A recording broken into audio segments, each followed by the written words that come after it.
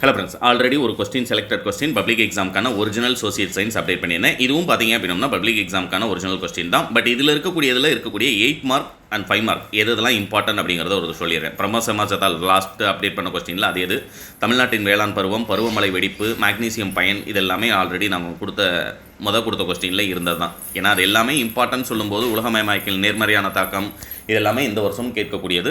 அடுத்து கீழே 5 மார்க்கில் ரிப்பீட்டட் என்ன அப்படிங்கிறது ஒரு தடவை சொல்லிடுறேன். 5 மார்க்கை பொறுத்த வரைக்கும் பன்னாட்டு சங்கம், இந்திய பிரிவினைக்கு பின்னால் இருந்த காரணங்கள், இது ஒன்று.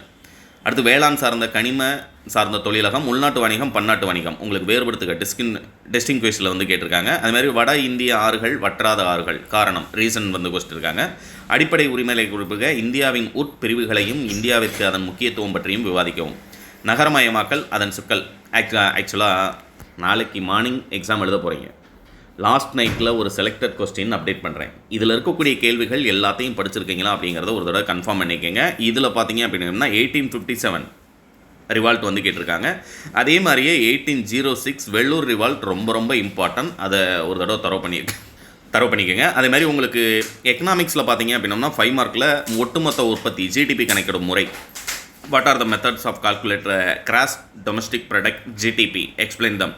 இது ரொம்ப ரொம்ப இம்பார்ட்டன்ட். இது எக்கனாமிக்ஸை பொறுத்த வரைக்கும் ரிப்பீட்டடாக நமக்கு கேட்கக்கூடியது. அதுமாதிரி கருப்பு பணம் லாஸ்ட்டாக கொடுத்த அந்த கொஸ்டின்லையும் கேட்டிருந்தாங்க.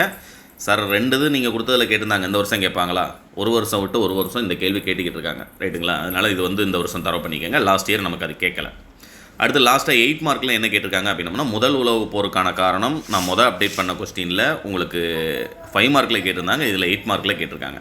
அதுமாதிரி வீரபாண்டிய கட்டபொம்மன் 8 மார்க்கில் கேட்டிருக்காங்க. லாஸ்ட் இயரும் நமக்கு கேட்டாங்க அப்படின்னு சொல்லும்போது இந்த வருஷம் கேட்பதற்கு வாய்ப்பு இருக்கா அப்படின்னம்னா, வரிசையாக கிட்டத்தட்ட ஒரு 4 வருஷம் பப்ளிக் எடுத்திங்கன்னா அந்த வீரபாண்டிய கட்டபொம்மன் கொஸ்டின் உங்களுக்கு 8 மார்க்கில் கேட்டிருப்பாங்க. நான் ஏற்கனவே சொன்ன மாதிரி காந்திஜி நேஷனல் லீடர், கிழக்கிந்திய கம்பெனியை எதிர்த்து வீரபாண்டிய கட்டபொம்மன் நடத்திய வீரதீர போர், அடுத்து 19th செஞ்சுரி உமன்ஸ் ஆக்ட், அது படிச்சுக்கோங்க. First world war, second world war, தாராளமாக நீங்கள் 8 மார்க் கொஸ்டின் அட்டன் பண்ணிடலாம். அதுமாதிரி மேப் ஆல்ரெடி அதை மார்க் பண்ண சொல்லியிருந்தேன். இதில் என்ன கேட்டிருக்காங்க அப்படிங்கிறதையும் ஒரு தடவை மார்க் பண்ணிடுங்க. அதுமாதிரி தமிழ்நாடு மேப்பில் பார்த்தீங்கன்னா வைகை, கேரளா, தேயிலை விளையிடும் பகுதி, சோழமண்டல கடற்கரை, காகித தொழிலகம், அப்படியே கீழே பார்த்தீங்கன்னா தமிழ் அண்ட் இங்கிலீஷ் ரெண்டுமே என்ன தெரிஞ்சிடலாம். இந்த இடத்துல ஒரு ஸ்க்ரீன்ஷாட் எடுத்துடலாம். உங்களுடைய ஃப்ரெண்ட்ஸ்க்கு இந்த வீடியோ மறக்காமல் ஷேர் பண்ணிடுங்க. All the best.